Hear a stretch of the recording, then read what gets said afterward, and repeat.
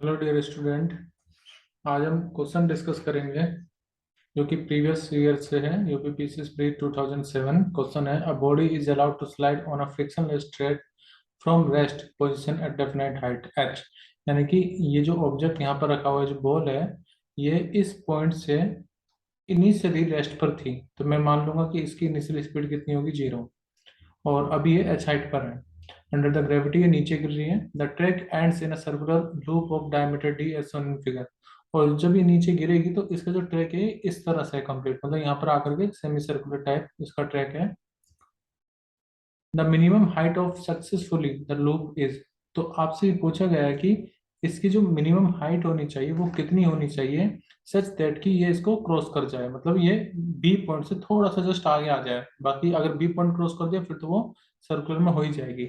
अब इस क्वेश्चन को सोल्व करने से पहले मैं आपको एक कंसेप्ट बता देता हूँ वर्टिकल सर्कल का। देखो, जैसे वर्टिकल सर्कल है और कोई ऑब्जेक्ट अपने लोवेस्ट पॉइंट पर है, और मान लीजिए इसको एक कंप्लीट सर्कल करना है, घूम करके इस पॉइंट को क्रॉस करना है, मान लीजिए बी पॉइंट को। अभी ये ए पॉइंट पर है और इसको बी पॉइंट पर आना है, तो इसकी मिनिमम स्पीड यहाँ पर कितनी होनी होती है, उसको हम बोलते हैं इनिशियल स्पीड, कह सकता हूँ मैं ए पॉइंट पर वो होनी चाहिए √5 g r। आर रेडियस है, तो अगर इस पॉइंट पर इसकी स्पीड इतनी है तभी ये इस पॉइंट को यानी कि बी पॉइंट को क्रॉस कर पाएगा। और अगर इसकी इनिशियल स्पीड इतनी है तो यहाँ तक आते आते ना उसकी स्पीड कम हो जाती है, और बी पॉइंट पर उसकी जो क्रिटिकल स्पीड है वो बच जाती है सिर्फ √g टाइम्स जो भी रेडियस है सर्कल का। अब इस क्वेश्चन में भी मैं इसी कंसेप्ट को लगा करके क्वेश्चन सोल्व करूंगा। क्वेश्चन में बोला हुआ है ना कि जब ये नीचे गिर रहा है तो ये जस्ट इसको क्रॉस कर जाए, यानी कि सिर्फ इसमें कम से कम बी पॉइंट पर अगर इतनी वेलोसिटी हो तो ये इसको क्रॉस कर लेगा, क्योंकि ये है इसकी क्रिटिकल वेलोसिटी।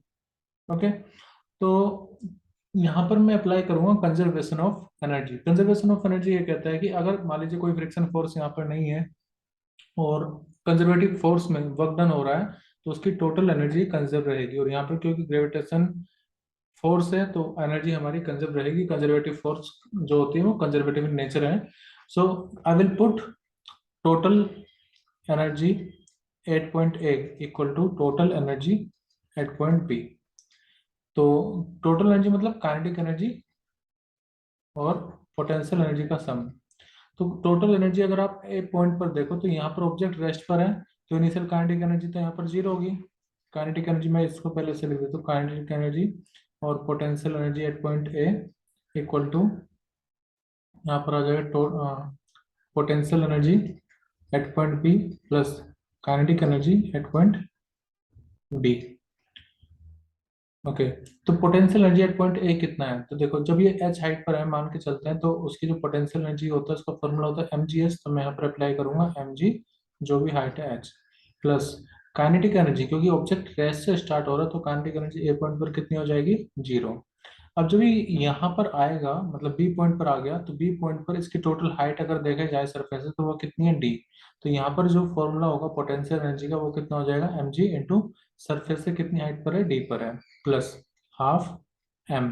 तो मैंने आपको बताया कि इसको कंप्लीट सर्कल कवर करने के लिए इस पॉइंट पर इसकी जो स्पीड होनी चाहिए वो कितनी होगी, √g r।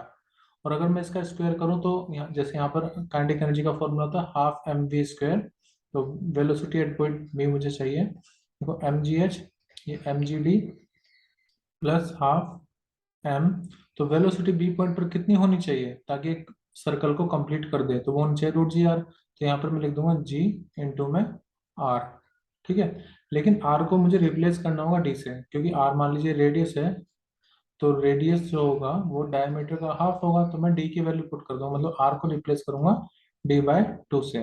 तो देखो हमारे पास फाइनल, अच्छा पहले तो मास हटा देते हैं, mg दोनों तीनों तरफ आ रहा है तो इसको हटा दीजिए mg को, यहाँ पर बचेगा सिर्फ h। तो फर्स्ट टर्म में h हमारा बच रहा है जो हमें फाइंड करना है, यहाँ पर d प्लस 1/2।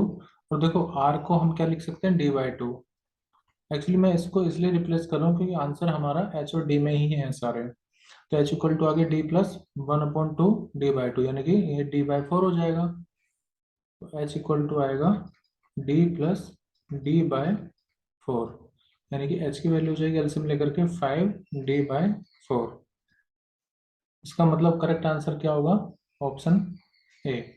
ठीक है, मैं दोबारा बता देता हूँ मैंने कैसे किया है। We have applied conservation of total energy.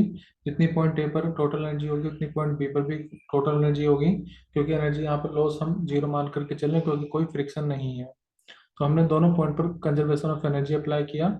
हाँ, बी पॉइंट पर जो ऑब्जेक्ट की स्पीड होनी चाहिए, देखो ये क्वेश्चन में कहीं दिया हुआ नहीं था, ये आपको कंसेप्ट खुद लगाना पड़ेगा। अगर आपको वर्टिकल मोशन पढ़ा है आपने, so you will be able to apply this concept कि इतनी वेलोसिटी उसकी होनी चाहिए कि वो बी पॉइंट को क्रॉस कर जाए। ठीक है, तो इस तरह से हमने इस क्वेश्चन को सोल्व किया। एक और चीज जो इसमें पूछी जा सकती थी, हो सकता था ये भी पूछ लिया जाएगी इस पॉइंट पर, यानी कि जो जब ये लोवेस्ट पॉइंट पर है तो उसकी स्पीड कितनी होगी, पूरा सर्कल कंप्लीट कर ले, बी पॉइंट से जस्ट क्रॉस कर ले, तो उस पॉइंट पर आपका आंसर होगा √5 GR, मतलब इतनी स्पीड उसकी मिनिमम होनी चाहिए। ए पॉइंट की क्रिटिकल वेलोसिटी है ये।